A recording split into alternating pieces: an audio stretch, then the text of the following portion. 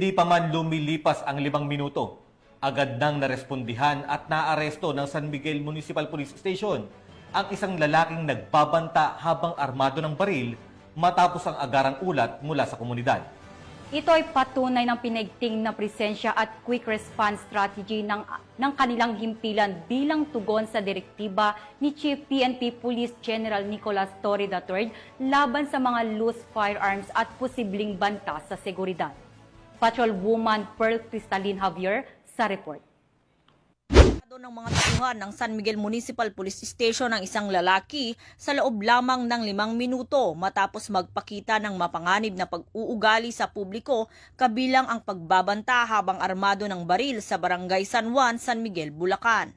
Kinilala ni Police Lieutenant Colonel Joey Louie Bilaro, Acting Chief of Police ng naturang istasyon, ang suspect na si alias MJ, isang negosyante, 43 anyos at residente ng Barangay San Juan, San Miguel, Bulacan. Ayon sa ulat, dakong alas 9 ng gabi nang maaresto ang suspect matapos makatanggap ng tawag ang mga otoridad mula sa isang concerned citizen. Batay sa salaysay ng mga saksi, sinadya umanong ikinasa ng suspect ang kanyang baril sa harap ng publiko habang nagbabanta ng pananakit. Nakumpiska mula sa kanyang isang Taurus G3 9mm caliber pistol na may 5 bala. Nahaharap ang akusado sa kasong alarm and scandal, grave threat at paglabag sa RA 10591 o Comprehensive Firearms and Ammunition Regulation Act.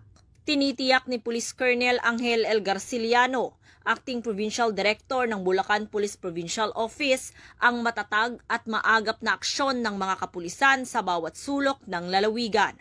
Aniya, bahagi ito ng kanilang walang humpay na kampanya laban sa kriminalidad at patunay ng kanilang dedikasyon sa pagpapanatili ng kapayapaan at kaayusan sa komunidad. Mula dito sa Bulacan Police Provincial Office, ako ang inyong PNN correspondent, Patrolwoman Pearl Cristalin Javier, alagad ng batas, taga-taguyod ng Balitang Pulis.